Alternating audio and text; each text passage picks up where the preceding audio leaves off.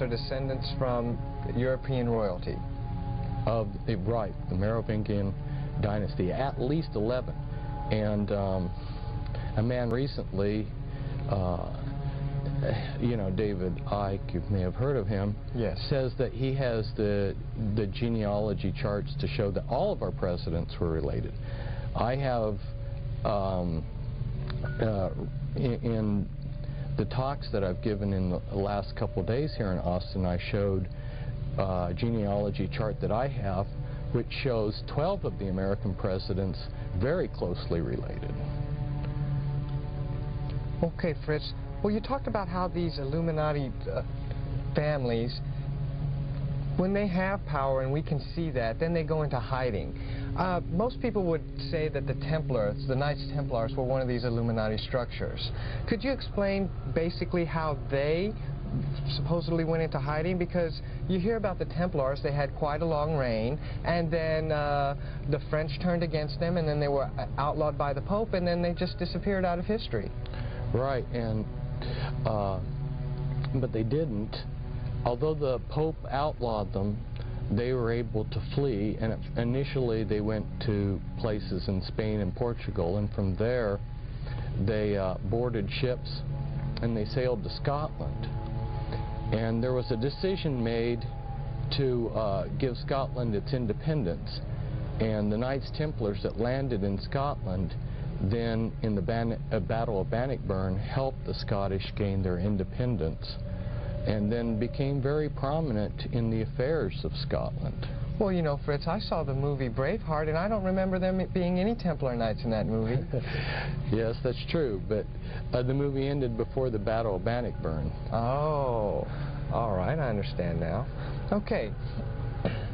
Well, Fritz, now that we know basically a little bit about the Illuminati and about how they structure their system, can you give us a little bit of the mindset of these Illuminati families? I mean, why do these families, these 13 families and other families, feel that they have the right or the authority to control almost every aspect of our lives? These families, since antiquity, have believed that they were gods, and of course they have been worshipped in many periods as gods. And they continue to pass that prideful belief down from one generation to another. They believe that they're a superior being. Oftentimes, when I've seen quotes by these people or heard people relate what they heard, you see that they refer to us as ants or cattle, and they basically have the idea that they were born to be gods and rule us, and we were born to serve them. Okay, so they felt that they were gods and they were worshipped as such in ancient times, but with the rise of Christianity and things such as the Inquisition and maybe even the Reformation, shouldn't the people of history have stomped all of this out? They made a decision that they would use Christianity for their own ends. So they established churches that they themselves controlled, and they went behind the scenes and set up a lot of fronts. So what you see, for instance, as proof of what I'm talking about, is at the end of World War II, there was a commission sent around Europe to examine all of the churches and cathedrals that had been damaged by the bombing, and they found something like 80% of these churches had hidden occult altars underneath the Christian altar that wasn't exposed until they were damaged. In other words, what was happening is these churches were built on ley lines, and satanic rituals had been secretly practiced in these Christian churches all down through the Middle Ages and up to present times. These were sacred sites that the churches were built on. In fact, some of them were built on very sacred druid sites and things like this.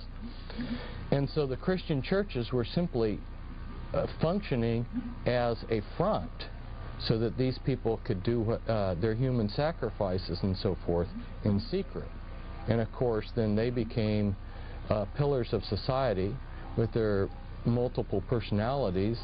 They could have a front personality that was the ideal Christian, and on the Sabbat, on Friday night, they could be sacrificing somebody, and perhaps on Sunday morning they could be the reverend that was giving the sermon. There's a number of other proofs that one can, or evidences of what was going on. If you go throughout Europe, you'll see a large number of the churches had winged reptilian gargoyles put on them, including something that's really bizarre. They would have people, statues of people bent over, how do you describe it on television? They're bent over taking a dump, you know. And this is on the side of a cathedral? This is on sides of churches that were built, that the statues built, naked people showing their bare bottoms. And if you ask, why did these Masonic trade guilds build gargoyles and people taking an excrement, you're told they did it for Christ. And I guess, Fritz, people really don't understand is that most of Christianity evolved from the Catholic religion. And the word Catholic itself means universal. And so they just went out into their areas and just absorbed all of the local religions of whatever land they were at. That's very well said. There were a number of mystery religions that bestowed their authority into the Catholic Church.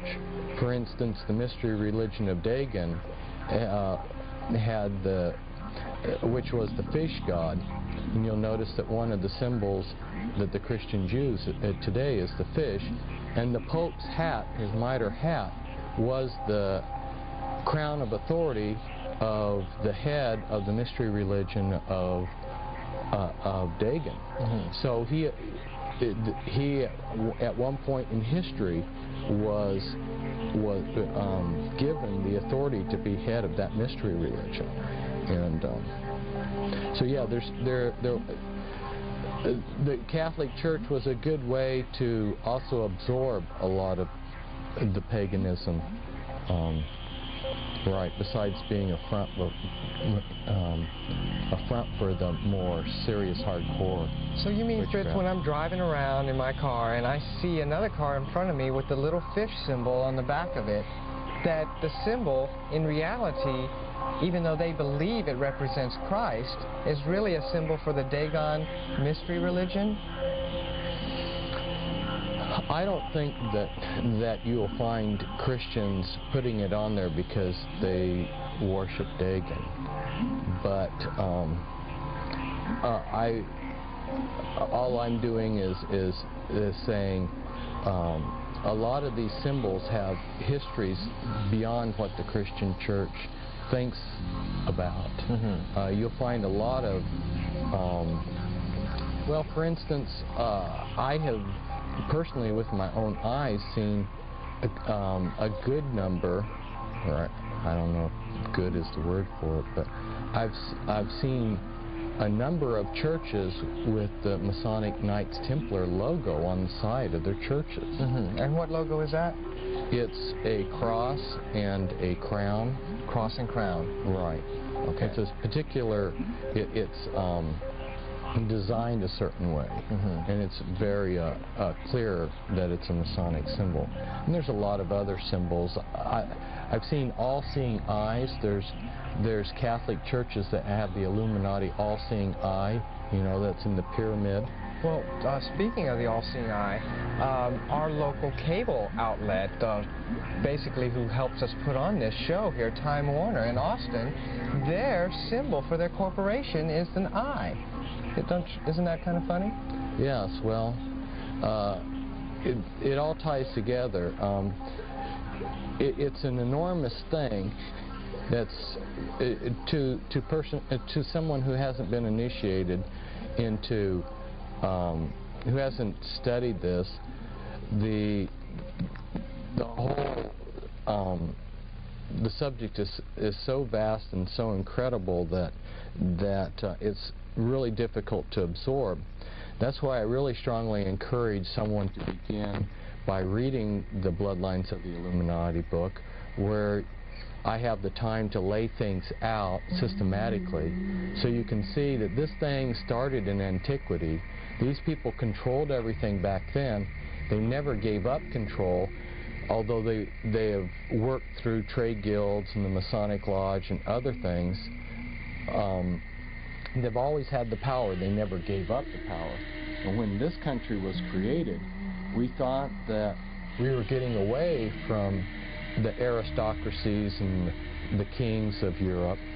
But lo and behold, like I said, I can document that 11 of our presidents are related to the royal family in the United Kingdom. Boy, I tell you, Fritz, this all sounds so incredible, just like you said. When you were doing research for this book, how much documentation did you actually find which supports your outlook and beliefs on the Illuminati? Well, I've done many years of research, and I was just joking with somebody that I was visiting this morning, because when I moved into my new house, I had been telling people I had 100 boxes of papers, documentation, newspapers and stuff that I collected. But after I had filed those away, and I counted, I had 140 boxes left. So a lot of what I have learned was because I've worked for years with people that are trying to escape the Illuminati, and they helped my learning curve greatly. They point me in the right direction. And a lot of information is right there if we scratch below the surface. But they realize that there are very few people like me that are going to be looking in the right direction and scratching under the surface. So, and they don't have time to hide it all. So there is an enormous amount of information out there that relates to these families. And I just am that type of person to plow through enormous amounts of information. That was just, I guess, the gift that God gave me. So what you're saying then, basically, Fritz, is that the information is out there, and really all you have to do is begin to search for it. Is that correct?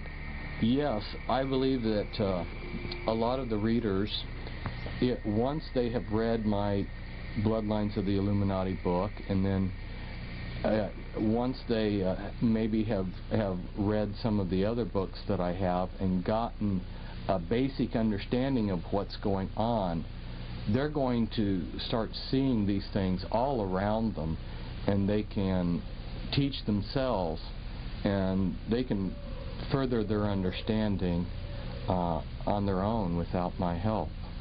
Okay, Fritz. Well, let's jump a little bit inside of the book, okay? I know you mentioned as one of the Illuminati families, the Kennedy family. Now, with all of their recent tragedy in the past few decades, how can you still feel like the Kennedys are major contributors to this whole power structure? There's definitely been some power struggles, and the Kennedys have been on the short end of the power struggles. That's true. But after John F. Kennedy was assassinated, and his brother, Ted Kennedy still was an extremely powerful senator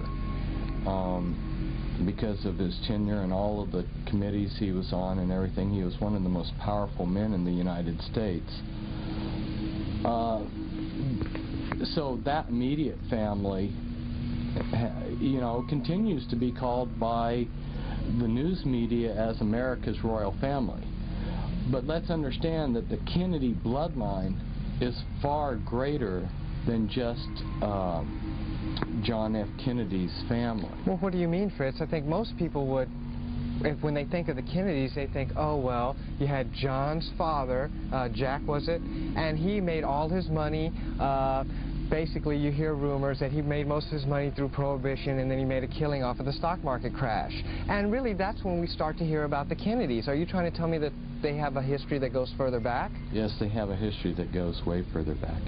In fact, the Kennedys are descendants from Brian Boru, who was the first Kennedy, and he was one of the most significant kings in European history. So you see that they're tied back to royalty. In fact,